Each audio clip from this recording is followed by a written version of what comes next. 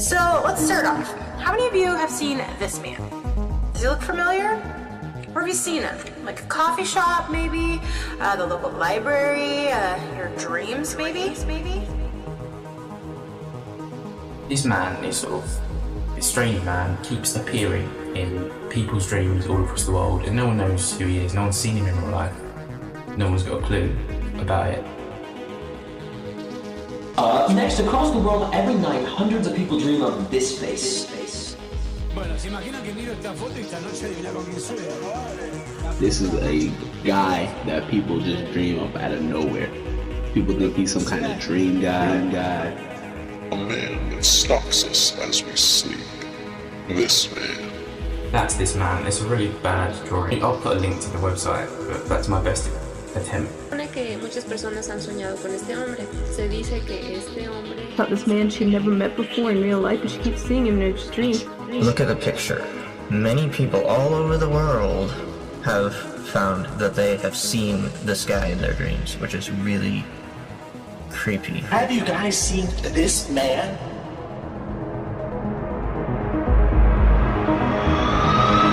Have you ever dreamt this man?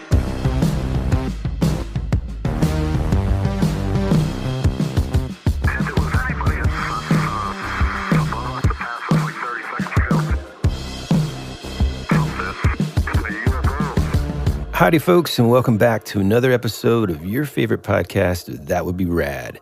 We're a podcast that majors in 80s and 90s nostalgia, comic culture, all things paranormal, and minors in retro video games, tabletop RPGs, pre-internet mysteries, and raising our kids to be half as cool as we were back in the 80s. We're your hosts, Woody Brown. And Tyler Bentz. What's up, bud? Hey, pal. How we doing? How you sleep? Which reminds me, Cleveland, how you sleeping? Good night, everybody. You know, man, this is just the general topic of dreams and stuff is something that, it pops up in our conversations all the time. Yeah. I don't think we're alone in this universe, in this world, when we say dreams are something that intrigue us constantly. Yeah. You know, we're always trying to figure out, I mean, think about all the different books that exist about interpreting dreams. I saw the other day that there's some AI thing that you can type in your dream and then it gives you a pretty cool interpretation of what it might mean. Turns out Alexa Chung does somehow have the hots for me, is what it said. So, oh boy. I'm not sure about you, man, but I feel like we could probably do an entire season on nothing but dreams. Yeah, I think so too, man. I mean, it's one of those things that, the subject matter may change, but for the most part, I think most of us, we all have them. So it's just like once you start kind of picking up like, oh, wait a minute, I have that same dream too. Like for our, forever listeners, I brought up before the dream where I could like move around my organs with some kind of weird hand signals. Yeah. What are they called on Dune? I'm sorry? Yeah. Just, like sign language. Yeah, but it's called something though. I can't remember. But anyway, there's so many people who have that same weird dream as a kid that like they can fly if they can sort of like control their like breath and like it's weird, but it is kind of specific, like once you kind of get on the topic. I mean, Tyler could breathe underwater, but first he had to be like, Amy, good gorilla. bad, Amy. Anyway. So stupid. Oh, Congo. Anyhow, well, and dude, we've talked about this before whenever I did that, or I'm sorry, well, I say we, but I'm the one that kind of like trudged through them. When we did the Friday the 13th, review of every single one of those movies, and you can hear that here. Hear the deep dive of every Friday the 13th movie ever made on That Would Be Rad, Season 1, Episode 49, the Friday the 13th giant size episode. One of the things that I've talked about at length probably when I'm talking about scary movies or I'm talking about these iconic characters that are in these slasher films and everything. Yeah. If Jason popped out of nowhere or Michael Myers, sure, I'd be like, whoa, but then I'd just run away and be safe. Yeah. Right? Unless they trap me or tricked me somehow.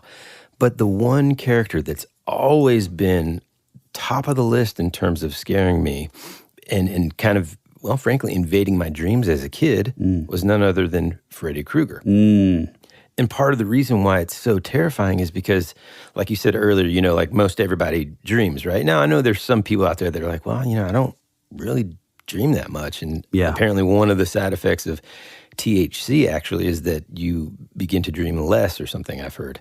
And so, like, I think there are probably people that don't dream that often or don't remember them as well as others. But there's one thing that we all do. It doesn't matter, you know, who you are or where you're from.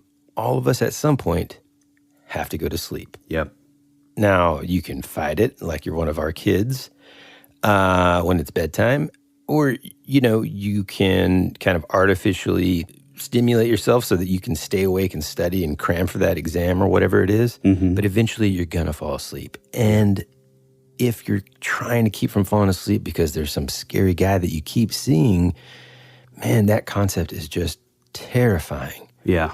And that's why today's episode is extremely exciting to me because, dude, I'd never heard of this. You text me a picture of this freaking guy, and I was like, not only does he look exactly like you. Yeah. No. I mean, it's, frankly, I thought this was like, I thought you did something with the AI, and you said just, you know, you uploaded a photo of yourself, and you said, you know, make a wanted poster or something. Yeah. And then this picture popped up. And so I thought initially that's what you were sending me. Yeah. Turns out this strange face was the face of somebody that people around the world have been seeing in their dreams. Without further ado, let's dive into this strange mystery. So back in January 2006, in New York City, the patient of a well-known psychiatrist draws the face of a man that has been repeatedly appearing in her dreams. In more than one occasion, that man has given her advice on her private life. The woman swears she's never met the man before, ever. That portrait lies forgotten on the psychiatrist's desk for a few days until one day, another patient recognizes that face and says that the man has often visited him in his dreams. He also claims he has never seen that man in his waking life. The psychiatrist decides to send the portrait to some of his colleagues that have patients with recurrent dreams. Within a few months, 4 patients recognize the man as a frequent presence in their own dreams. All the patients refer to him as this man.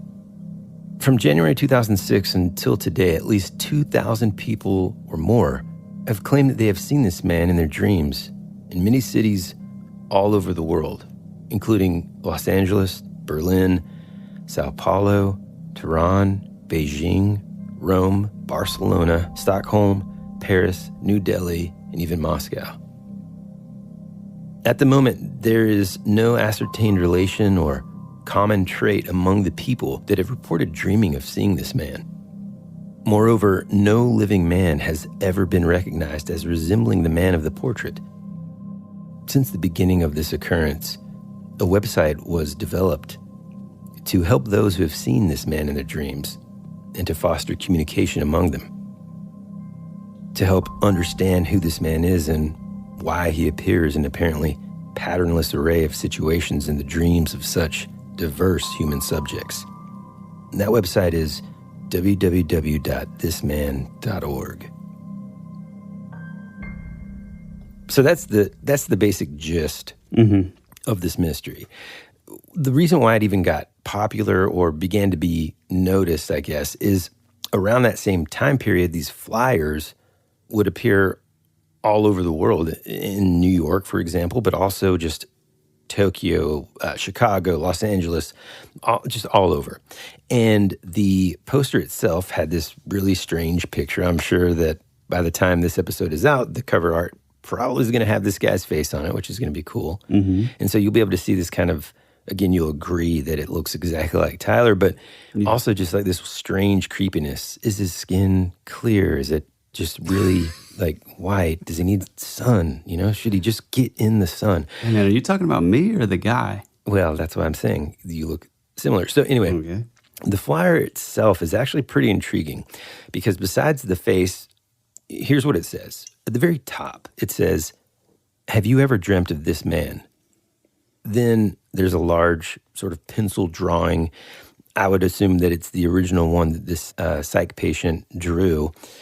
And then underneath that, it says the following words. "Every night, all over the world, hundreds of people see this face in their dreams. If this man appears in your dreams too, or if you have any information that can help us identify him, please contact us. www.thisman.org." Now, this flyer was posted on telephone poles, on walls, plastered everywhere. Yeah. And because of that, there were a lot of submissions. Again, on the website, it says that the aim of their website is to kind of help people talk about this strange phenomenon, this situation where they keep on seeing this kind of weird-looking, creepy dude that they've never seen in real life who is giving them advice on life, telling them different things. And we'll get into some of these accounts, but, you know, I myself have had dreams where, and Tyler, jump in here, where I have had this really sort of distinct conversation with someone that I've truly never seen before in life. I mean, you've had that, right? Oh yeah. I think what you're talking about are those kind of dreams where you wake up and it's almost like your dreams were more real than your waking life. Yeah, and you kind of like have that strange like feeling like fusion. How do I know that? Yeah. Person. Now, I'll go ahead and tell you, thank God, I've never seen this dude in my dreams. Nope. I hope that me neither. I won't, but it's just a strange phenomenon that people all over the world are, you know, reportedly seeing this person pop up in their dreams. Yeah, and one of the things about the dreams, like in particular, which are fairly common. I mean, there's some like, you know, some odd ones out there, but like I think for the most part, the weirdest thing is like his presence in your dreams are, you know, is pretty like passive. Like he's not really doing much, but people claim that like there's like sort of a violent aspect with like how, you know, the people that do dream about this guy is like how often these dreams are like repeating, which is pretty terrifying. I've always thought like that would be super scary. You know, when I was a kid, well, maybe in like middle school, I would have this weird dream and it would happen over and over and over and over and over where I would wake up in the middle of the night around the same time and I would swear like right as the dream was ending and I was waking up, the dream was, and the only thing that I would ever remember is seeing this guy like running up my basement stairs.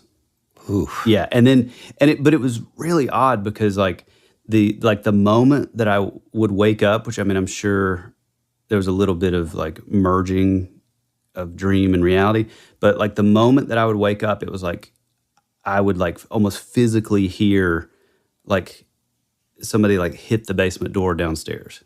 Oh man. So it was so terrifying. And so that idea that like, you know, you hear a lot that these people just have these reoccurring dreams and that like they can't escape them. And that's awful. Yeah. I mean, so if you're a longtime listener or even a relatively new listener, you'll know that I'm just constantly plagued by this memory that I think is a movie, and ultimately, like I'm not going to get into it. Here we go. Well, too far, but like I can't tell. The problem is, and I mean, I've gone to just forum after forum after forum, and I get suggested the same list of movies, and you know, and then some people are like, well, maybe you should try some of these horror anthologies, and I'd have them list off, you know, the top ones from the time period, and I go through every single episode description, and I've watched several. Can't find it. The point is, I used to dream, or I used to have like at least I would think about this and or dream about these movie scenes a lot, and so right now I'm like, maybe I just dreamt it. But yeah, I used to dream and have a recurring nightmare about Freddy Krueger. I used to have this, sort of recurring nightmare about my brother getting hurt or something, and it was pretty horrific. And I don't know, man, just having a repetitive dream in general kind of freaks me out. I know that there are some, I want to get into some different interesting dream theories that I have in my notes a little bit later of, why that happens, what are the thoughts about that. But the fact that happening to one individual is interesting enough, right? That someone could have a repetitive dream over time, maybe even over a lifetime, is interesting on its own. But the fact that more than one person can dream about the same person or have a similar interaction with someone that looks the same is extremely interesting to me. Yeah, I guess we'll get into that later, our sort of thoughts and stuff on it. But it is interesting because it does seem, if we're taking all of these accounts at face value, it really does seem like whoever this character is, like maybe he doesn't even look like that, I've kind of had that thought of like, well, maybe this is just like how he's projecting himself, almost like, sort of the Jacques Vallée take on, tying like the fairy abductions with like the modern UFO abduction. It's like that. Yeah. It's like, what's happening? Are we sort of filling in those gaps with our mind? It's like, are we sort of, our subconscious is like projecting what we think we're seeing? Or is it like some sort of like, almost like camouflage or sort of disguise that's being worn, In this specific story or mystery, one of the things I wonder is this, it's kind of like a case of which came first, the chicken or the egg, right? So did this become like a phenomenon that people then, because the image is so simple, started to see in their dreams? Yeah. I'm not sure. We'll get to that in just a second. But, well, let's go to a quick break. And then when we get back, let's dive into some of these dreams that people reportedly had and dive into those. Let's do it. After these messages, we'll be right back. This Friday, your favorite emotions are back on the big screen in Disney and Pixar's Inside Out 2. It's time to greet your Team Riley. It's anger. Let me at him. Fear. Safety checklist is complete. Disgust. Ew. Sadness is in the house. Oh, no. Hello, I'm anxiety. I'm one of Riley's new emotions. Disney and Pixar's Inside Out 2. There's a part 2? We're going! Rated PG. Parental guidance suggested. Only in theaters Friday. Get tickets now. If you're struggling to lose weight, you've probably heard about weight loss medications like Wegovy or Zepbound, and you might be wondering if they're right for you. Meet PlushCare, a leading telehealth provider with doctors who are there for you day and night to partner with you in your weight loss journey. If you qualify, they can safely prescribe you medication from the comfort of your own home.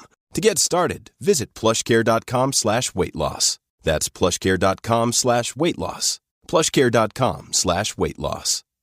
Ryan Reynolds here from Mint Mobile. With the price of just about everything going up during inflation, we thought we'd bring our prices down. So to help us, we brought in a reverse auctioneer, which is apparently a thing.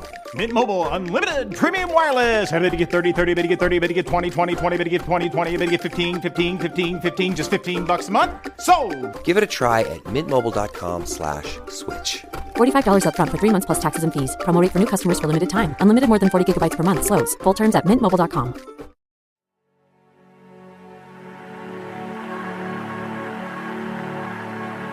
It's a pretty cool place if you're a Martian. Or a vampire. You think you really know what's happening around here, don't you? We're fighters for truth, justice, and the American way. Hey, this is Woody. And this is Tyler. And you're listening to That Would Be Rad. And now, back to our show.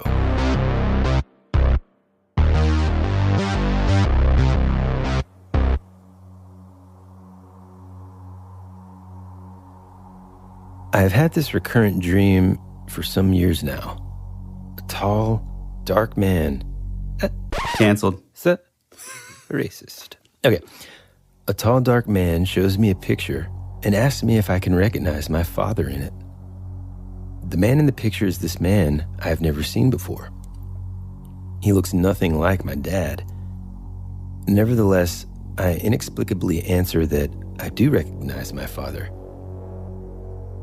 At this point, I usually wake up feeling very peaceful. Other times, the dream continues. I'm standing before my father's grave. I place some flowers on the ground and I realize the photograph on the tombstone is missing. Okay. Weird. Yeah. Here's another one. Wow, this is a bold statement here. I don't know if we're talking about the same guy here, but at least we know that Tyler's got a fan club here. I fell in love with him from the very first time I saw him in my dream. Oh boy. Even though if I think about it, I must admit he's really ugly. Sorry, Tyler. And yet each and every time, he sweeps me off my feet with his romantic gestures and sweet words. He buys me flowers, jewelry. He takes me out to dinner or to the beach to watch the sunset. Not very creepy, but interesting. There you go, short king. Yep, king of the short. I have always had this dream of flying in the sky over my city and observing my friends from up there. See? Amy, good gorilla. Since I moved to another house, I started meeting this man while flying. Not every single time that I have had this dream about flying, but often enough. He flies too, but he never speaks. Even that one's not that creepy really, but just like and you know, just the way that this guy looks. Yeah. If you think about it in terms of not speaking and him just kind of like giving you that weird grin, is that a more modern thing to be scared of? You know what I'm saying? Like, I don't know that would have creeped me out when I was a kid, but like my son, that type of stuff creeps him out. Like he doesn't like things that are, quote, creepy. Yeah. You know what I mean? Mm-hmm. Anyway, well, before you continue, I have one that is actually pretty scary. This is from someone wrote in from Australia. It says, starting when I was 7, I had the exact same dream on Tuesdays and Friday for 10 years. I'm 17 now and have become very familiar with this man. Although I do not have very nice dreams about him. I dream that I'm laying in my bed and he is wearing a cowboy hat, which is pretty funny, leaning over me and making a strange noise, almost as if he is growling. And on his shirt is a gold round pendant that has molded into the gold, "Go North." Other nights he would be standing across my bedroom staring at me. Every morning when I wake up, I burst into tears for absolutely no reason. It's like this man is literally giving me hormonal problems. When I saw the pictures on the website, I immediately started crying out of fear. He never spoke to me in my dreams. He only made weird growling noises. How scary is that, dude? And and then after he growled, he'd be like, "Have you seen Yellowstone season 1?" Okay. So stupid. Okay, here's another one. The first time I had a dream about this man, I was having a hard time at work. I had a dream about getting lost in a huge and deserted shopping mall. Suddenly, this man appeared and I started running away from him. He chased after me for what seemed like an hour until I found myself against a wall in the kids' area in a supermarket. At this point, he smiled at me and he showed me the way out towards the cash desks and I woke up Sephoran. Ever since that night, this man has appeared in all of my dreams and he always gives me directions to get out of the dream and wake up. You got another one over there? Yeah, and what's odd is like a lot of these have this like "Go North" motif. Have you ran across any of these? Yeah. It's weird. Weird. That is weird, yeah. It's the strange, again, it's chicken and the egg here because did someone read that on the website? Right. Or that's the thing that I wish we could really kind of, ask. Keep going. This says, I dreamt of this man. He was following me through a park in the dead of night. I couldn't understand why he was following me, so I started running. He easily kept the same pace as me. He gave a small groan and sped up until he was in front of me. He put his hand out, stopping me from running. He pulled me close to him, but he only spoke 21 words. That's oddly specific. Yeah. I still think about them every night. On April 9th, 2021, "Go North is the only way to survive." After saying this, the man ran away. I tried to catch up to him to ask more, but I couldn't keep up. As I watched him fade away in the distance, I got a strange feeling. I woke up immediately after he left my line of sight. And that is something that is very dreamlike. You know, there's this like constant like feeling that you're just like sort of like swimming in jello, like you can't, you know what I mean? That feeling like you can't really like run, like you're fighting, you know? That used to happen to me, man, when I was dreaming about Freddy Krueger, dude. It was the worst. I'd try to run away, but then I'd be like, you'd have to be like, you know, like you're having to rev up to run. And stuff. Exactly. It's pretty weird. I mean, I have one that's like pretty terrifying. You want me to get into that one? Yes, but hold on. Let me do this one. It's kind of scary. This other one is like, this girl says, I saw this man in my dream dressed as Santa Claus. When he showed up, I felt so happy, just like when I was a little girl. Then he smiled at me, and his head became a balloon floating in the air above me. But no matter how hard I tried to catch it, I just couldn't reach it. That's just, you know, kind of playful, but also creepy. Yeah. This one seems kind of scary. So I dreamt of this man when I was in the 10th grade. He hasn't been in any recurring dreams, just one very memorable and terrifying dream. In my dream, I was stuck in a room sitting on a stool. A few feet away from me, there was a television set. I was, quote, visited by two men I had never seen before. Not, quote, this man. And they both attacked me. I woke up covered in sweat and tears, and I was screaming. I somehow fell back asleep, and then I found myself back in that same room. I started to scream and cry, and then this man showed up on the TV screen. I begged and pleaded for him not to harm me. He didn't change his blank expression or speak. He slit my throat, and I woke up immediately. I suppose he let me out of the nightmare, but I couldn't stop thinking about him for weeks. I still have some of the sketches I drew of him. I know it's kind of weird. Whew. Man. That's freaky, dude. Although I think I got you beat. Okay. And there, I don't know if you feel the same way, but there is something about like the like violent, like creepy ones that kind of gets into like creepypasta world. At least for me, I don't know. Well, at the end of the day, they're fun stories. They're amazing stories. So this actually comes from our state, Georgia. I was in my room and I heard muffled screams coming from my parents' room. I heard things being dragged in the hallway outside my room, and my door slowly started to open. There was this man walking into my room while dragging both my parents behind him. He slowly propped them on the wall, both staring at me. He wrote something in blood on my wall and stared back at me. It was too dark for me to see it, so I slowed my breathing and tried to pretend to sleep. After a while, my eyes slowly adjusted to the darkness, and I could see the writing on the wall, which said, "I know you're awake." Yikes. Pretty scary. Okay, here's another one, actually from our neighbors from Florida. I dreamt of this man. A couple years ago, I had to see a couples therapist because I was having reoccurring dreams about this middle-aged man who kept attacking me. He never said anything, but I woke up soaking wet in sweat every night. This was the same time I met a guy in college who was very creepy and stalked me. He always found a way into my dorm and would sit there all night. I was put on trazodone to help me get through the nights. I also have a dream where someone is always telling me to go north, just like someone else wrote under the dream link. I actually got it tattooed on my ankle because I swore it meant something. I'm almost positive this man is the one who comes to see me in my dreams. Man. Let me go with, real quick, this is a very short one, 3 sentences or so. It says, I dreamt this man. He was Brazilian and very handsome. So, kind of didn't look more like me at that point than Tyler. He was a school teacher type with 6 fingers on his right hand. Yeah, I read this one. He said if the U.S. had a nuclear disaster, to go north. All right.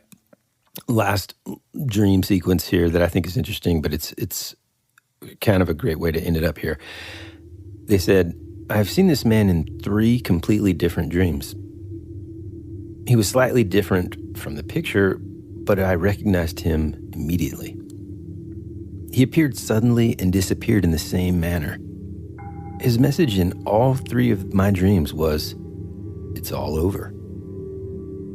That was repeated 3 times in each dream. The differences in the picture and the man in my dreams are, his hair was a little longer in the top. His eyebrows were not as bushy. Other than that, he's identical. I had no fear of him really, but just unanswered questions. That's... Boom.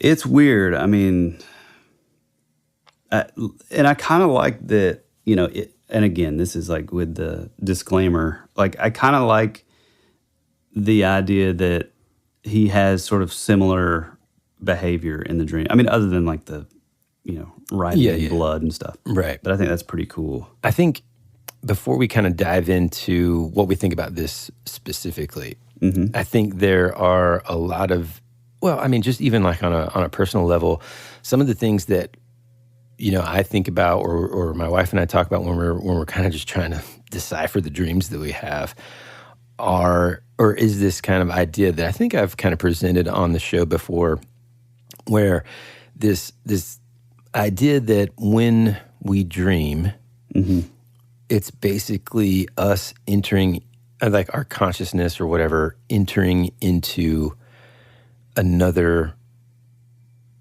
what would you call it? Like,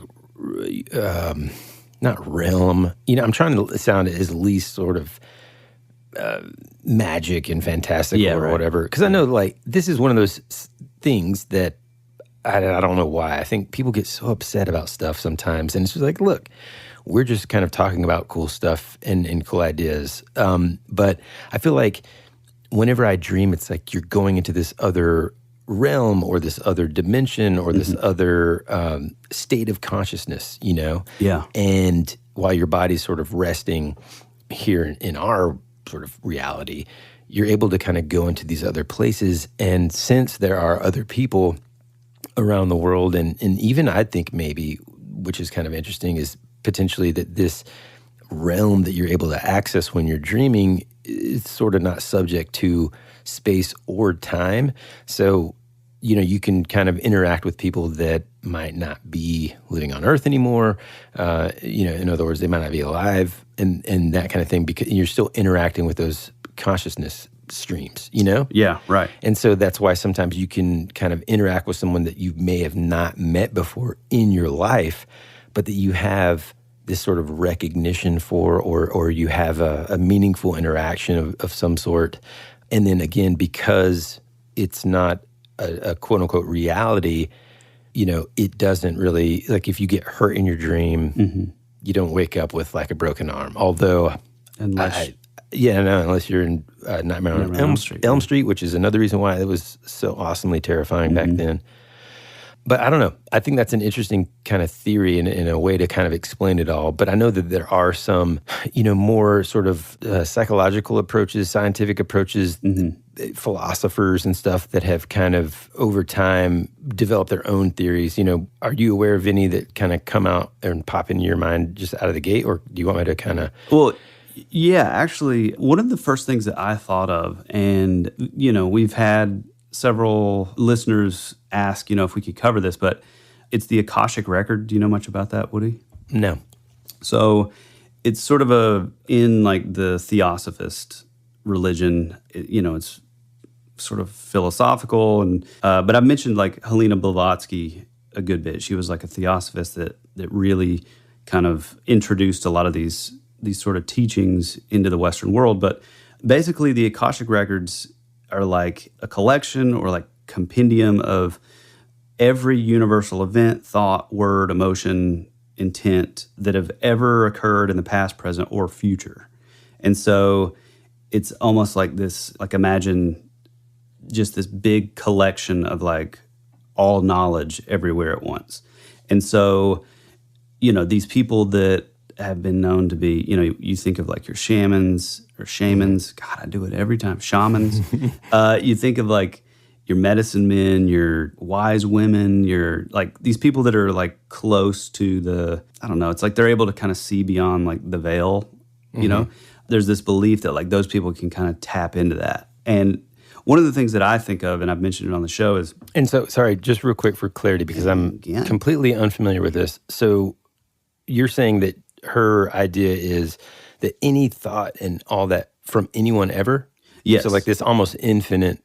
Yeah, it's kind of believed that it's like almost sort of like encoded in like another reality, on like a non-physical plane of existence, kind of like what you were saying. Like it's in the hard drive of the computer that is running the simulation. Yes, exactly. And so they, some of the people actually way back in the day kind of almost started to believe that it was kind of tied into like the fabric of like space and time, almost like how like people would have like visions in their dreams. I mean, kind of like this man, that's the reason I first thought of this, because, some people are able to like tap into things. There's this, one of my favorite stories is Keith Richards, when he wrote Satisfaction, he apparently was like on a plane and he was just absolutely wasted.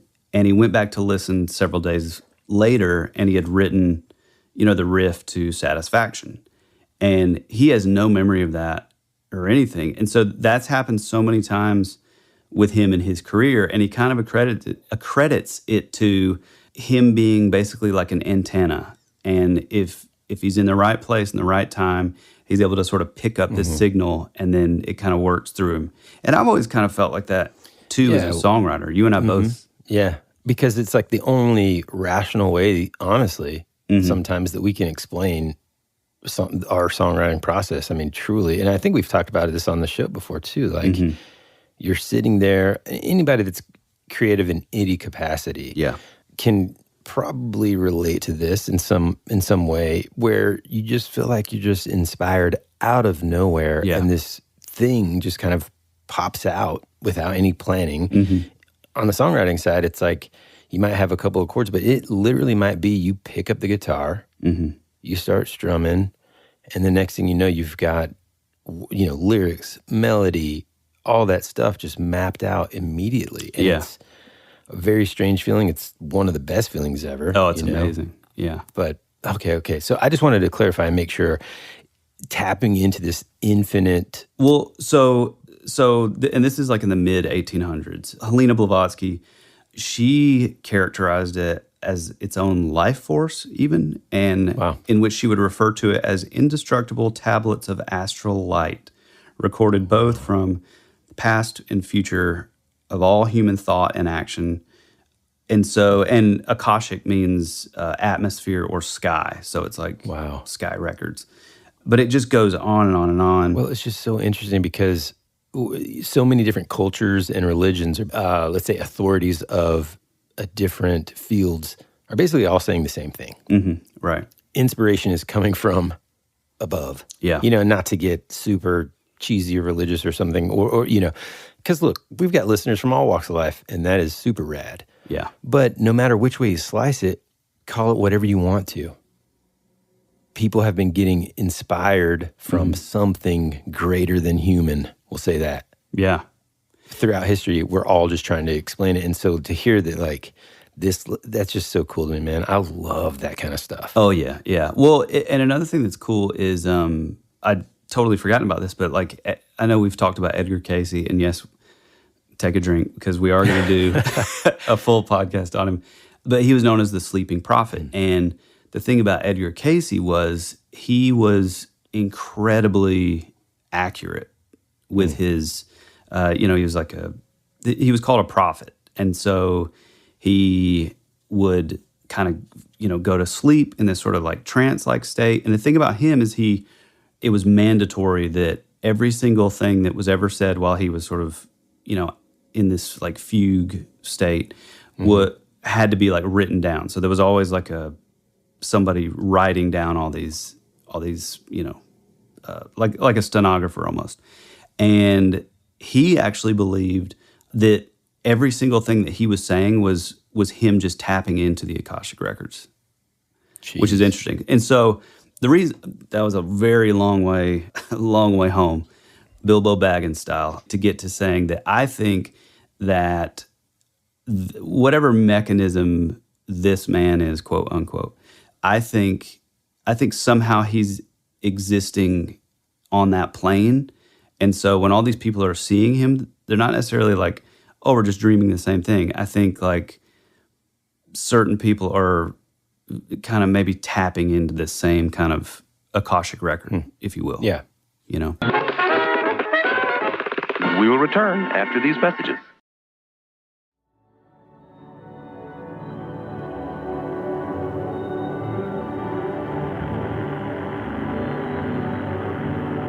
There's something out there waiting for us.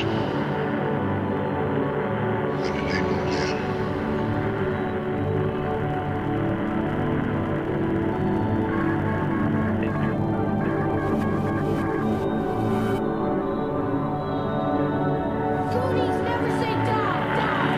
Hey, this is Bryce Johnson from the Bigfoot Collectors Club, and you're listening to Tyler and Woody on That Would Be Rad, because that is rad.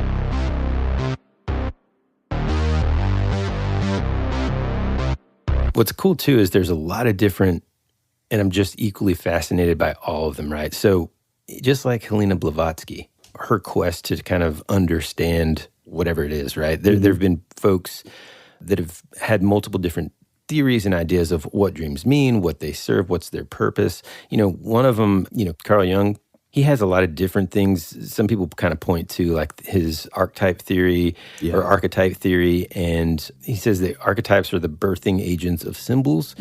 And these symbols are commonly found in dreams. Dreams are the avenue of egress for the unconscious to gain awareness and are the axis on which psychotherapy revolves. He also said that dreams are a way for the unconscious mind to communicate with the conscious mind.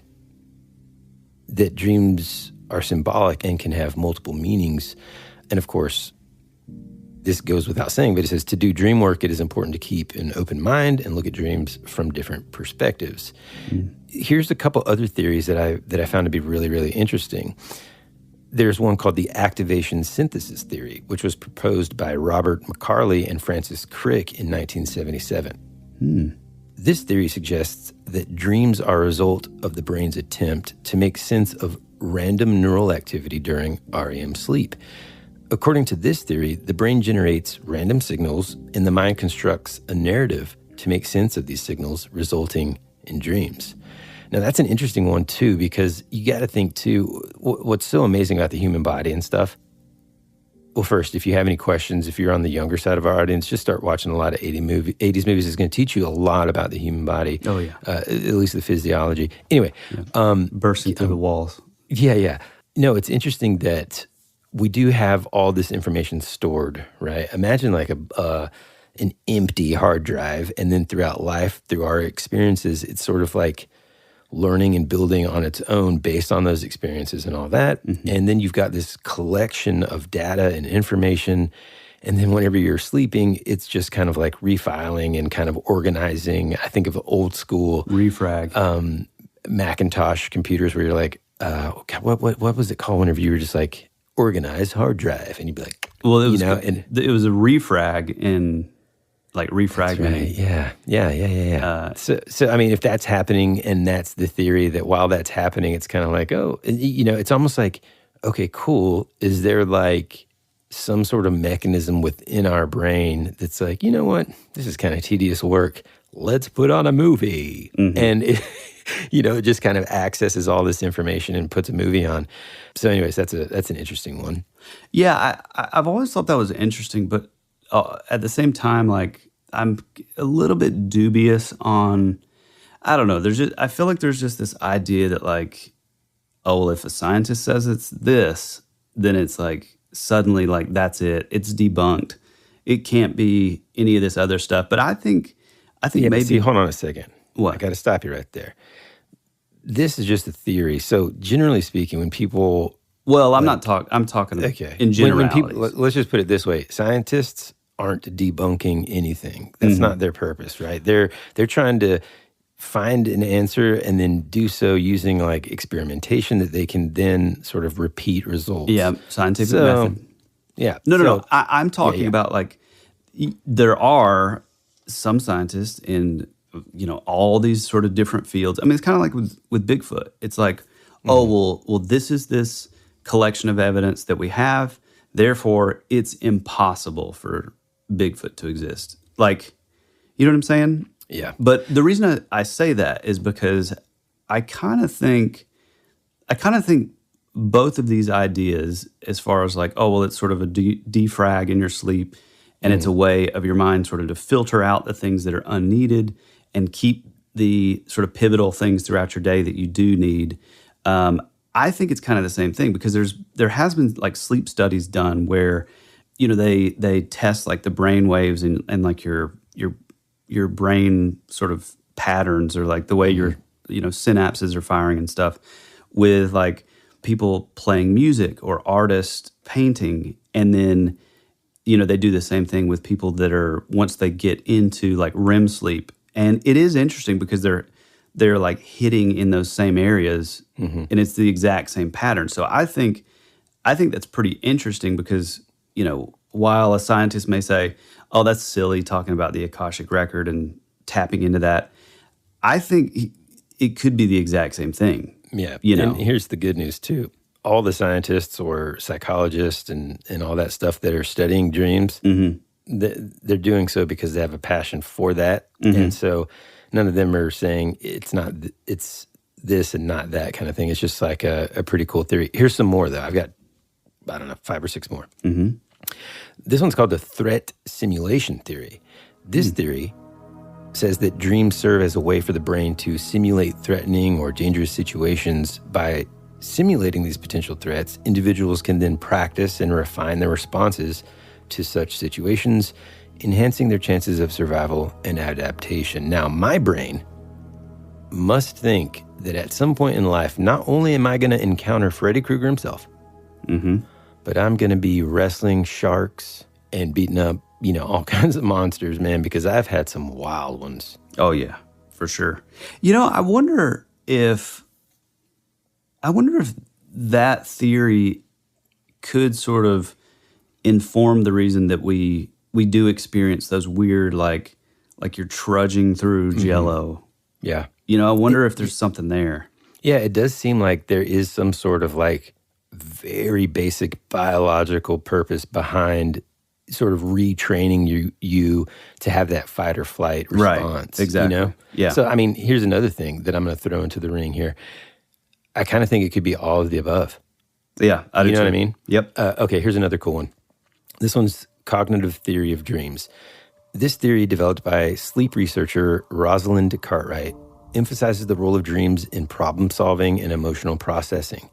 It suggests that dreams are a way for the mind to work through unresolved emotional issues and cognitive challenges from waking life, leading to insight and resolution. Now, again, I like that idea. There's some probable truth there too.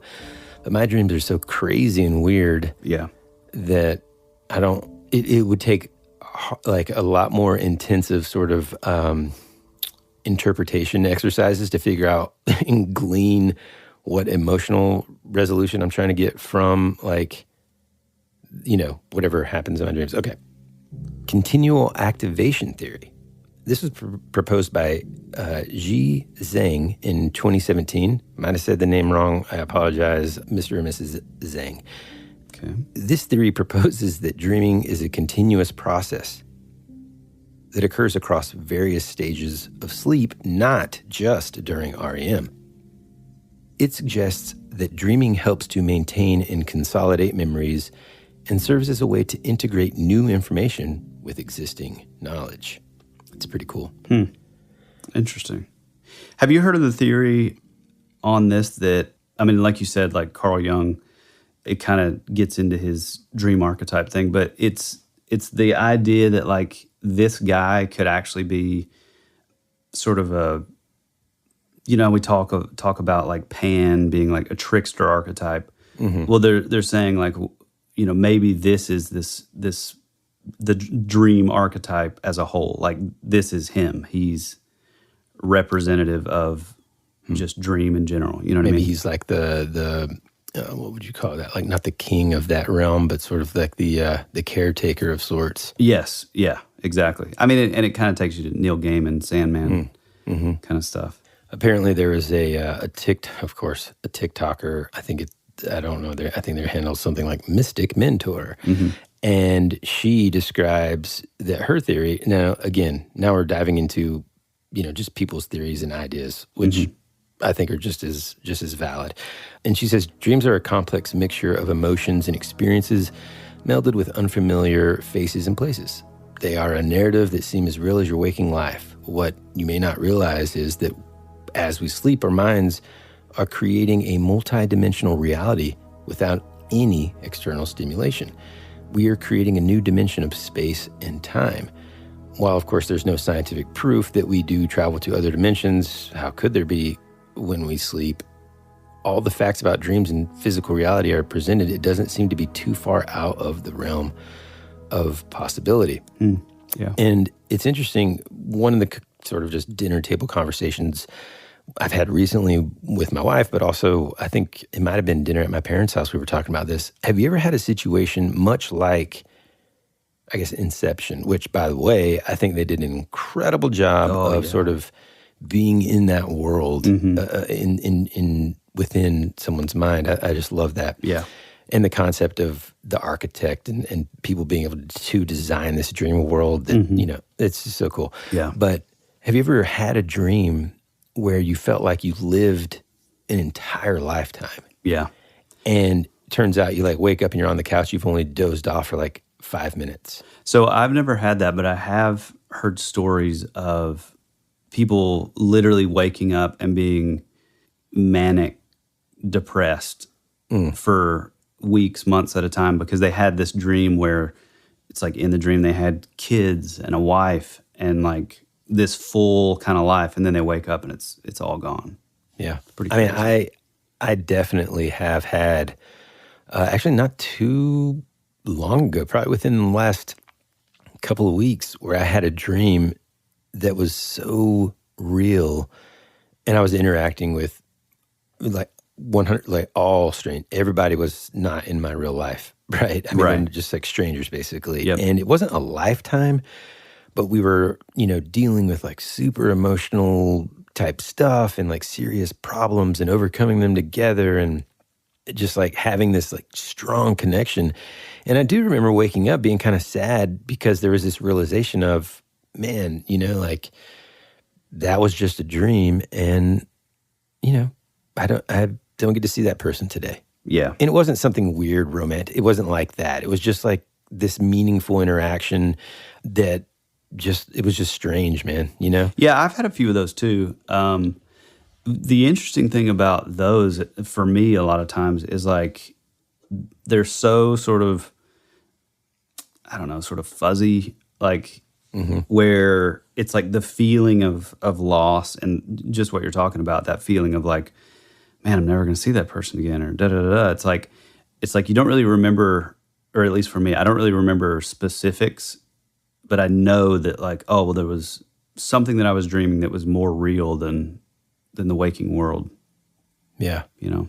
I mean, I have, on the flip side of all of it, I have had dreams where my wife and I get into an argument and I wake up just still mad and in a bad mood, Yeah. Have you ever had that before? No, my wife has it every night. Oh, man. Anyway. Okay, now back to, we got to still, Well, real quick. I did have this weird dream, and I totally forgot about this until we started talking about this.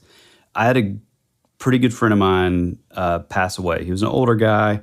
I first met him at Heroes Con years ago, and we just hit it off. And, I would go see him whenever I worked down in Atlanta, and super nice guy. I knew nothing about his sort of personal life. I just knew that he was a massive art collector. He had amazing tons of Bruce Timm originals and Darwin Cook originals and Bernie Wrightson, really badass art collector. And he passed away, and then I had this crazy dream, and it was one of those where I woke up and wrote it all down. I wasn't able to find it, but maybe I can here soon, and we can talk about it on the rabbit trail. But it was this dream where, like I said, I'd never been to the guy's house, didn't know anything about his personal life. I know that he lived alone, but I had this bizarre dream that somehow I was like in his mom's house, and there was like an unfinished basement, and he was like leading me through the basement and showing me like where I needed to look, because that's where he had like stored like all these sort of hidden like art and like all this kind of stuff. Because in real life, he was kind of in a situation where I think it was like his brother or something, or maybe like ex-brother-in-law was like trying to like get a hold of like some of the art that he had. Like it was sort of this weird kind of, family drama kind of thing. But yeah, I had this crazy dream that like at his mom's house, I knew exactly where to look. There was, even down to like, it was an unfinished basement. So, you just have like your like 2x4s. What am I trying to say here? Like, I don't know if you're trying to describe in great detail what an unfinished basement is versus like no drywall, just only like studs. We got it. Put up. Yeah. But in the dream, like I knew exactly like what particular studs he would have. He would have like an X on certain ones, and then that's where you would know to like go towards like the wall, and like if you pulled like the insulation out, like that's where he was keeping like certain things. And I've always wondered. I forgot about it, but for the longest time, I always wondered, God, like if it didn't feel like it would be disrespectful, right, man, like if there was some way to do it without it coming across super insensitive, but yeah, like, hey, I know this sounds weird. What do you do? You don't know me at all, but can I go in your basement? Any way I could get down there in that basement and just kind of dig around for a couple hours? I think there's something hidden in the walls. I'm sorry. Yeah, I know what you mean, man. That stuff, I know, because it's like, it really messes with you. Like, yeah, is that some sort, because here's the other thing. There have been moments in my own life, in family members' lives, in other ways where, man, I kind of feel like my dreams or my subconscious is trying to tell me something, and then it turns out to be correct. I'll give you a funny example. I had a dream when I was like 8. I didn't know how to wiggle. Now, dude. Oh, boy. I didn't know how to. No. It's nothing weird, but it's going to sound funny when I say it. I didn't know how to wiggle my ears. Oh, guys, in my dream, you're this person listening taught me. To the reason that Woody got his ears pinned. No, this stop. is it. Stop. No, in my dream, this. Oh my God, I almost said this man. It wasn't, but this person in my dreams was like, no, all you got to do is this. And then I was like, oh, cool, I tried it. And then when I woke up, I was like, no. I wonder if I remember. And then that's how I wiggled my ears. No way. I'm not joking around. Oh, that's awesome. The other thing that is strange, one of the questions I get all the time is what my tattoos mean. So like midway down my both arms, like right at the forearm level, I have on each arm, I have 2 red, what would you call it? Like stripes? Like circles? bands? Bands, there you go. 2 bands, thin red bands on either side. People are always like, well, what does that mean? Most of the time my answer is, well, there's 4 people in my family. 4 is my, kind of quote unquote lucky number. 4 is significant to me, blood representing like the ties that sort of bind us together and whatever.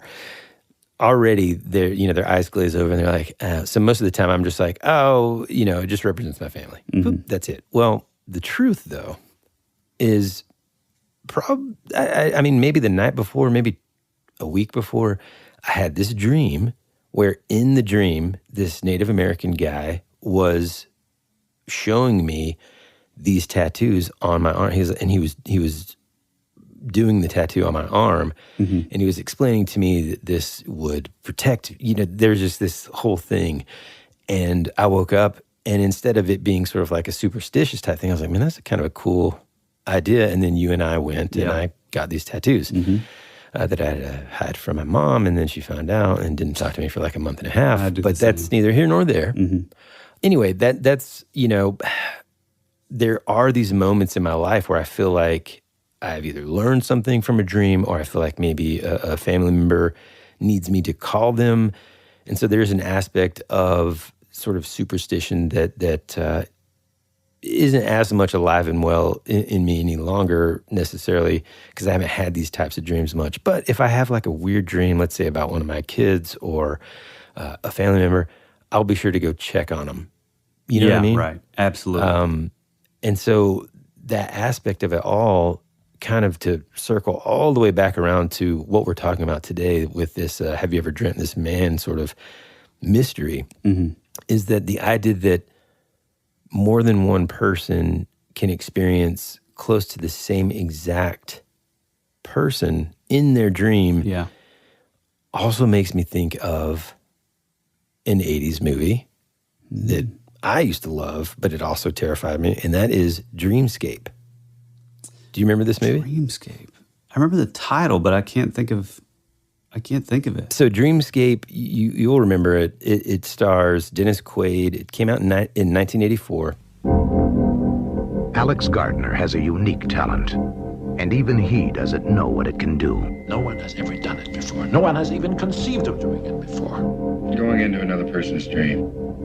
If I have to see that, you believe it. He is about to enter a world that no one has ever seen before. The world of your dreams.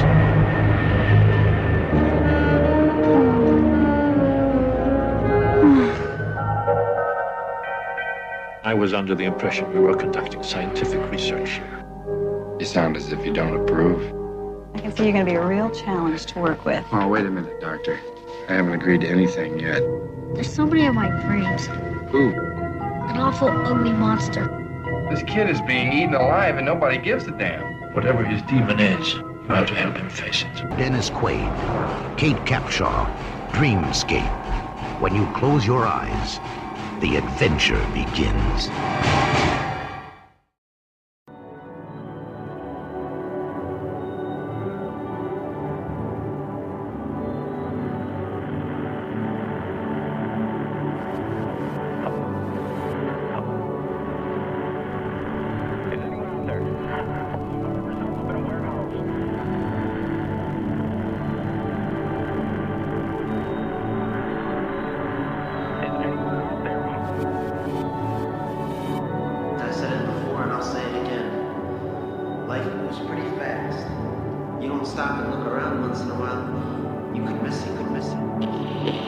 Hey, this is Woody. And this is Tyler. And you're listening to That Would Be Rad. And now, back to our show.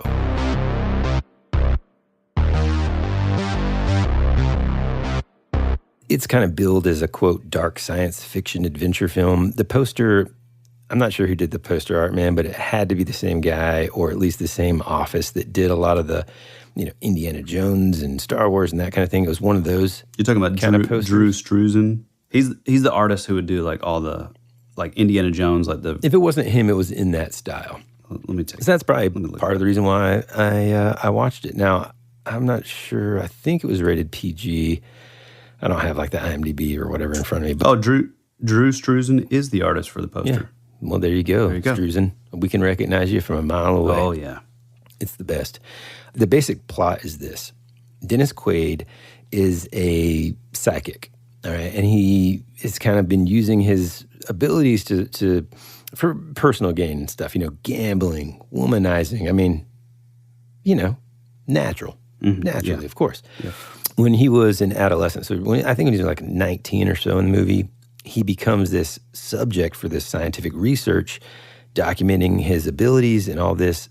Anyway, basically, much like a lot of the stuff in the 80s and even now, these abilities obviously would be wanted to, like, who would want to take advantage of someone with these abilities or at least use them for their benefit? You guessed it, the Smithsonian. I'm kidding. There we go. The government. I knew it.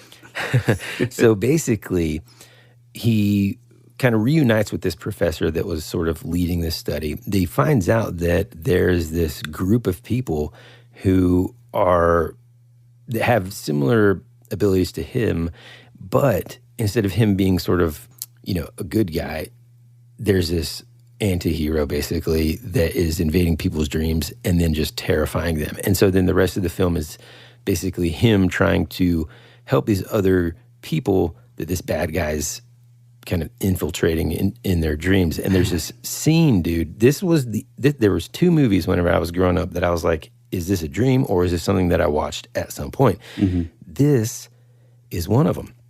There's this scene that is just forever seared into my brain. And I swear we've talked about this before, but it's just seared in my brain. They're in the dream world. They're on this subway train. They're on this subway. They're in a subway car. Mm-hmm. And the main sort of bad guy, and I'll look up who that's played by. It's by the same guy that was in The Crow that's like... the deep voice guy? Fire it up. T-Bird? T-Bird, yeah. I love that dude. Did I ever tell you that I met the main bad guy from The Crow? Yeah, one second. Okay. All right. Good story, pal. David Patrick Kelly is the guy that plays the bad guy in this movie. Now, this scene is just, okay, again, came out in 1984. Yeah. I saw it. I guess now it's rated PG-13, but as we know, and if you're a long-time listener, anytime we've talked about, no, it's just, it at the time it probably was rated PG. It's just they've changed the rating since. But anyhow, right. I saw it. That cover kind of attracted me. It's got the girl that's in it is Kate Capshaw. You'll recognize her from Indiana Jones Temple of Doom. Yep. She was in a lot of stuff. The cast is incredible. It's got Max von Sydow, Christopher Plummer's in this movie, George Wendt. I mean, just tons and tons of people. Anyhow, the scene in question here is this guy turns into this giant cobra man, snake dude. And I might have been 6 probably when I saw this. And that scene terrified me. I used to have nightmares about this guy. And then I kind of forgot about it. It wasn't until maybe high school or college where I just kind of kept bugging people like crazy. Mm-hmm. Man, is this something that I dreamed? Here, sit down. There's this cobra guy. And then there's this other movie where there's this skinless guy. Yeah, I knew it was coming. So this movie, this is what this all kind of reminds me of. The fact that there's this person that everybody's seeing. Is there someone or is there a technology that exists that can allow for someone to tap into this place that we all go to when we're dreaming? It's kind of what I was thinking about whenever, I first started reading about this mystery and this strange case. Mm-hmm. Yeah, the thing about this, though, which it is kind of cool, I've heard, you mentioned TikTok. This was something that kind of came out in the earlier 2000s, I guess. And then as of recently, I don't have TikTok, but I've heard that it's kind of come back. And, with this, like you have, another 100,000 people claiming that they're dreaming about this thing. Apparently, though, folks are saying that this thing is a hoax. There's a couple threads that don't quite connect, though. I'm not saying it is a hoax. I'm not saying it isn't a hoax. But here's sort of the story. The story is there's an Italian sociologist named Andrea Nutella, who's a founder of a communications firm called Guerrilla Marketing. And I guess it said that in 2010, it was exposed that Guerrilla Marketing owned the website thisman.org. And they were sort of supplying a lot of the images and sort of quotes, mythology on this website about, this man. Mm-hmm. But the thing is about that is once this thing kind of got started, it quickly went from being like this, back at the time we didn't know this, but it became like its own meme. And then you had tens of thousands of people writing in. Mm-hmm. And so I'm not saying that, they didn't write in a lot of these. Yeah. I mean, in fact, who knows? For all we know, like the Go North thing, maybe that just was another sort of maybe thing, they planted that in there. Maybe they planted in some of the super scary ones that are kind of silly. Mm-hmm. But it is known that we're talking like I said, tens of thousands of people writing in saying, giving their accounts. So I find it highly unlikely that they, were putting in all of those accounts. Yeah. You know what I'm saying? Yeah. And so with that, I think, we'll get into that in a minute. I was going to say 2 things. One, if it is the fact that Miss Nutella was brilliant enough to kind of create this sort of augmented reality game or, thing, then that's pretty cool. It's creative and all that. And also, like, turns out she's also has to be part of this, like, amazingly delicious hazelnut spread. Jeez. Well, the other thing which people immediately say, like, oh, it's debunked. I guess somehow people would then go on to find out that, like, something about the website at some point was purchased by a production company called Ghost House Pictures. But, if you do a little digging, you find out that was much later. They were the company that did, like, the Grudge, Drag Me to Hell, the Poltergeist remake. And it was said that I guess they did this because there was, like, a story that had been developed and, it kind of disappeared into, the screenplay wasteland where nobody would ever see it again.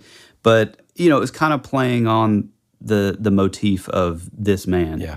I think that's pretty plausible, and I think... that's not indicative of it being a scam. I mean, like, frankly, it's kind of smart. I mean, you might at one point hear about one of these subjects being purchased by Midnight Radio Studios. You're absolutely right.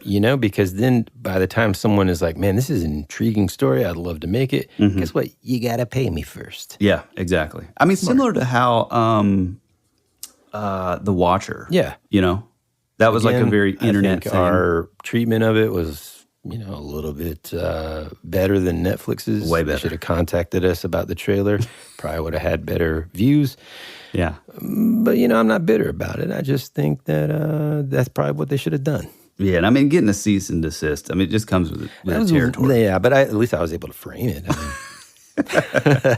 But no, I think that there's just all these, like, little things. I don't know. It's one of those things that's just... It is something that does come with the territory in the modern age of, like, social media and, like, Reddit and all that stuff. It's like, and this is kind of the type of person I was speaking of whenever I was talking about, like, scientists who kind of make it a point to, like, oh, it's debunked, it's this, and those are the same guys who were saying, oh, well, this is all fake, it's all debunked, it was a mass hallucination.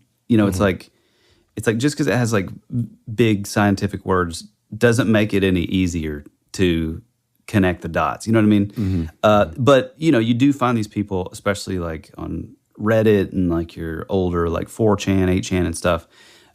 These 2chain. These, like, early, internet mysteries and stuff. You're always going to have the guy right out of the gate that's like, debunked. It was all perpetrated by Ghost House Pictures. Yeah. And it's like, that's not really the case. Those kind of things I don't have a problem with if it's followed up by boom, boom, boom, boom, boom. Right. Places that I can then, but whenever, like, the thing that just gets under my skin is and dude, there are these internet video people that do this. There's this blah, blah, blah. They make this incredibly sort of, like, headline-worthy clickbait claim. Like, this, and this. What about this? And then, then they don't provide any sort of, like, actual evidence or anything. It's just, that's the danger. And I think, like, my disappointment sometimes in the internet in general is that, like, at least be good at arguing or say, hey, this, and this. Anyway. Yeah. Well, and I'm glad you said that, because I think with this story, I'm cool with it being either one. I'm cool with it being a very detailed and what would go on to become this massive outpouring of, like, random folks all claiming to have the same thing. So maybe it was started out as, like, an ARG, like an augmented reality game or art project or something like that. It does bring to mind, which we will cover these probably sooner than later, the Jejune Institute, the Willamette Valley Dream Study. What's the other one? The Happy Valley Dream Study or Dream Survey, and it kind of goes back to Ong's Hat. Right. Where, I mean, all of it, Ong's Hat, the Mayday mystery. Right, any of these sort of situations where, even when it is discovered and sort of even, quote unquote, admitted to being the creation of either one person or a group of people, man, the impact that it has. And this goes also back into what we talk about so much. No, not disembodied voices for once. It's a miracle. I'm sure we could somehow connect it. Oh, yeah. Give us some time. But it goes back to this thing where the power of creating something and the reach that it has, you could never really calculate or anticipate the tentacles that this thing would have. So when Miss Nutella took a break from creating the delicious chocolatey hazelnut spread and said, you know what, I'm going to start a marketing firm, but boy, that's kind of boring. Why don't we test out an idea that we have about the power of the internet? Yeah. Grandpa Nutella over here just wants to make spread. Let me show him the power. They create this thing, and it just, now you have to question, if I create something like this concept and this face, and I create the fact that it's been invading people's dreams, and then it begins to invade people's dreams. Right. I got to say, man, that's equally, if not more, frightening to me. Yeah. Because now you've got this, I can't think of another entity that is appearing in people's dreams. Yep. And now you've, in a sense, kind of brought it to life, right? Yeah. You saying that reminds me of like Loab or Loeb. And that's where I was going to go earlier, and I said, let's hold off. But this was one of the other sort of first things that I thought of with this, of, when we discovered like, oh, well, this Andrea Nutella or whatever, she created this thing, it kind of got a mind of its own and like took off, and like suddenly you had all these people sort of, giving their own sort of dreams. So it is that like, okay, what came first, the chicken or the egg? Like, was this a real thing? Or did this become its own, like egregore, things like thought forms or tulpas? Did it become its own kind of entity, much like Loeb, in the AI, like art stuff? Hear more about the strange AI art that took on a life of its own on That Would Be Rad, Season 2, Episode 55, Loeb, the first AI cryptid, tulpa, or terrifying art demon. It's pretty fascinating, though. I think that it's one of those, to me, it still feels unanswered, even though you'll find a ton of spots online where it says it's debunked. So here's another thing that I think that... So they're proposing that 10,000, like this is before, now, if this came out now, I could say like they probably just had the AI chat GPT or whatever write 10,000 yeah, right. things. Yeah. But 2000, there's no way. Well, so that's the thing that I'm wondering. So maybe I think if you're looking at it as like a thought form or something that like took off and became its own sort of tulpa or like egregore, I think the sort of resurgence of it being on like TikTok, to me that seems a lot more plausible than when it happened back in like, what was it, 2004? 2008, I think. Or 2008, yeah. Yeah.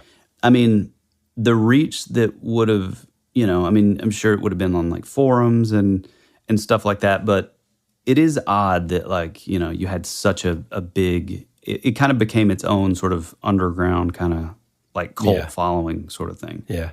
And even like early days of the internet, 2008 included, there wasn't as much sort of just casual internet surfing. Right. Like you had to be, like we use the internet for more like necessity. You know what I mean? Right. I was trying to tell my kids the other day, whenever I was in college, there was the quote computer lab because not everybody had the computer in their pocket. Yeah. And not everybody had a laptop either, you know? And so it's just hilarious. Yeah, people, like a large amount of people, like if they were on the internet, they were still going to the library and stuff like that just to get, because, a lot of people then didn't have a home, personal computer. Yeah, you would go to the library, you had to like log in with your student ID, and then you would, that's what you would do whenever you went in there and you started, tapping on your live journal. Exactly. Yeah. Now, before we go, dude, some really kind of interesting spots where this guy has made it into, or at least his face or the story has kind of I guess, appeared in pop culture. Mm-hmm. Of course, this is the week. I can't believe I'd even start the show off with a giant hooray.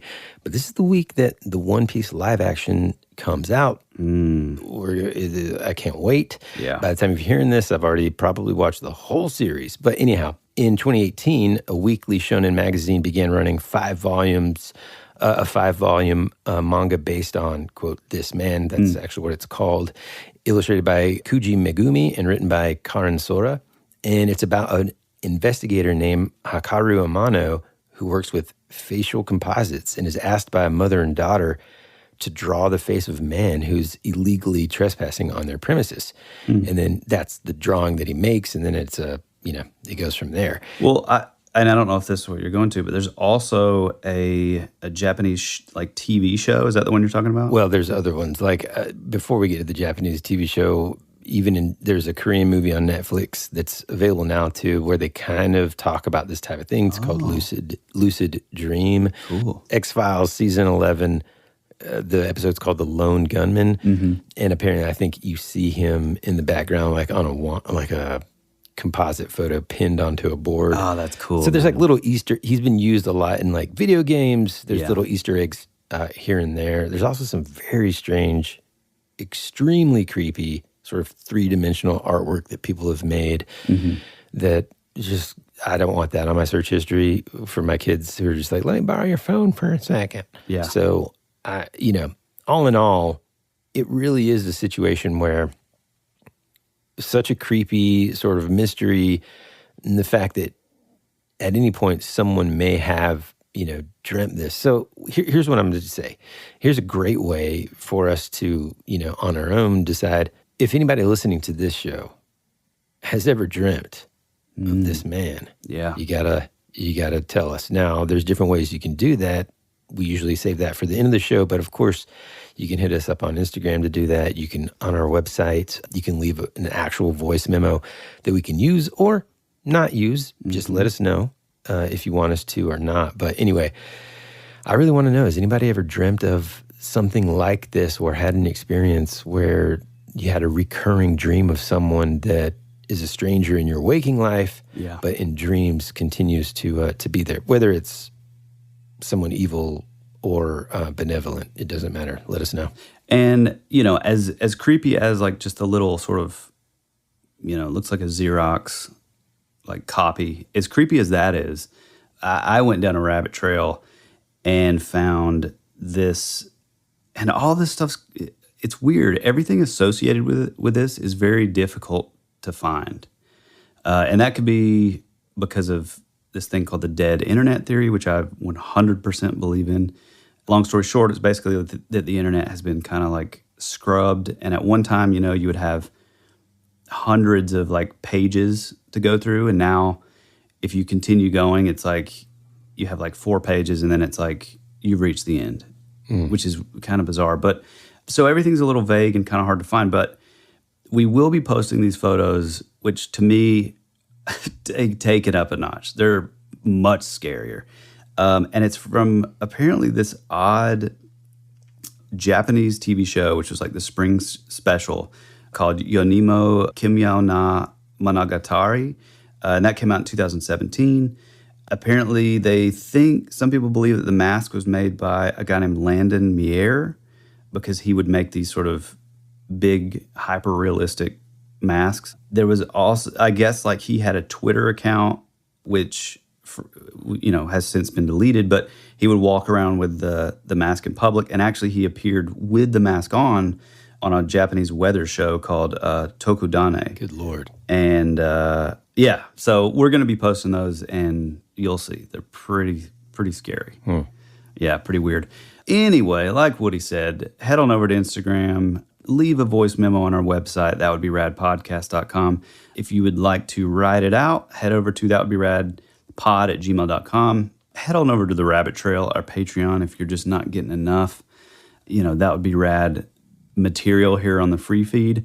It's a good time. It's more of what you love, and it means the world to us. And, it's a way to really support the show if you're able and willing. Yeah. One thing I want to say before we go, we're about a month away from the beginning of one of our favorite times on the show. Oh, yeah.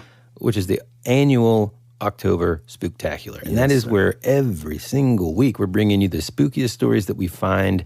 And then also, and most exciting to me, is we bring listener stories to life and we deliver them to you, the listener. Mm-hmm. So if you have a spooky experience, perhaps a strange, crazy, scary dream, or an interaction, or you saw a set of eyes in the woods the other night, whatever it is, and in any format that you want to give it to us, whether that's your own voice or written out like Tyler was talking about, you can email that over to us or whatever. We don't have to share your name. We can just say a listener. We can say a listener from, XYZ. Right. It doesn't matter. We would love, we're still collecting those. We've got several already, actually a stack of them that we're going to be debuting, but we're always looking for more too. Mm-hmm. I mean, ideally, it would be amazing to me if we had a full October of just listener scariness. Oh, yeah, that'd be awesome. So anyway, I just wanted to put that out there since we're still a month away.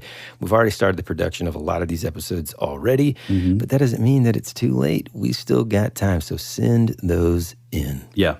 Yeah, and if, maybe you don't have your own spooky story, but you know of a ghost story that somebody told you in the 8th grade that really made a mark on you. Yeah, local to your area. And it doesn't even have to be long. Sometimes people will say, well, I don't know if this is significant, and then they go into like a 3-sentence explanation of something that terrifies the heck out of us. Yeah. So yes, it's significant. Yeah. Leave us a 5-star review. Tell a single friend about the show, and buy us a coffee or some merch or whatever to help keep this train on the tracks. And I guess that's about it. What do you got? Anything else? I think that's it, man. All right, pal. Well, we love you. We appreciate you. And as always, be rad. That's the way it goes.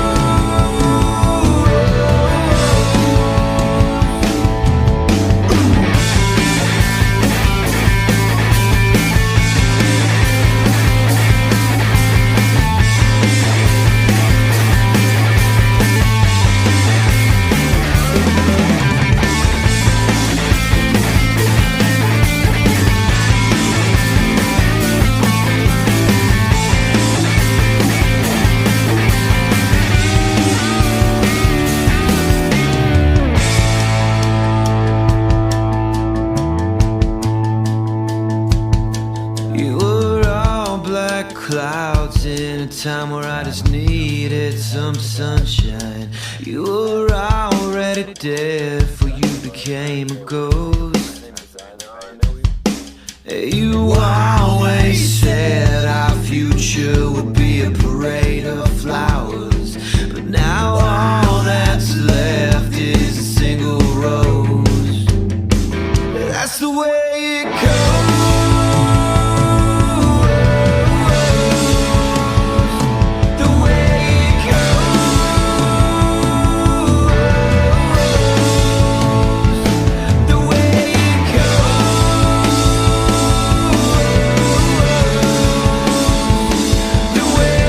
Go.